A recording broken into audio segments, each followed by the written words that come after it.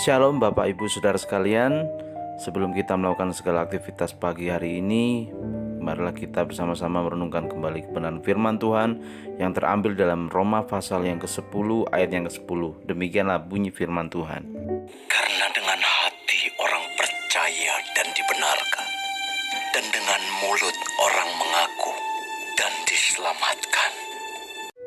Bapak Ibu, dari ayat ini kita akan belajar bagaimana tidak banyak orang Kristen mengetahui rahasia bahwa percaya dan pengakuan adalah dua hal yang tak terpisahkan dan berperan penting dalam kehidupan kekristenan. Ketika kita percaya kepada Yesus sebagai Tuhan dan Juru Selamat, percaya kepada firman-Nya, maka dibutuhkan pula sebuah pengakuan yang benar melalui mulut kita, Bapak Ibu. Pengakuan yang benar itulah yang menjadi buah iman yang hidup dalam hidup kita.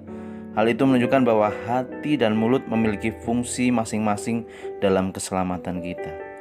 Dengan hati kita percaya, tetapi dengan mulut kita pun harus mengaku, dan keduanya harus berjalan secara beriringan. Sebab percaya dalam hati saja tidaklah cukup, Bapak Ibu. Harus dibuktikan dengan pengakuan melalui mulut kita. Jadi apa yang kita percaya harus bersejalan dengan apa yang kita akui dengan mulut kita.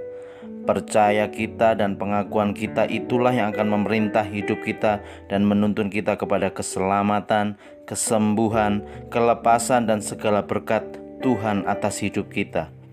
Ketika kita berkata bahwa kita sedang khawatir, maka pada saat kita berkata demikian, seketika itu timbul kekhawatiran di dalam hati kita. Ketika kita berkata bahwa kita takut terhadap suatu hal, maka pada saat kita mengatakan itu, kekhawatiran sedang merayap dalam hati kita pula. Ayub juga menegaskan bahwa karena yang kutakutkan itulah yang menimpa aku, dan yang kucemaskan itulah yang mendatangi aku. Aku tidak mendapat ketenangan dan ketentraman.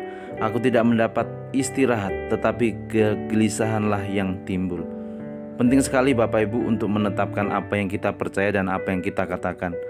Firman itu dekat kepada kita, yaitu di dalam mulut kita dan di dalam hati kita. Itulah firman iman yang Tuhan beritakan kepada kita. Karena itu percayalah kepada Tuhan Yesus yang telah menyampaikan janji firman-Nya, dan senantiasalah mengatakan firman Tuhan sebagai wujud pengakuan iman kita, supaya kuasa firman-Nya bekerja dan selalu hidup di dalam hidup kita. Puji nama Tuhan.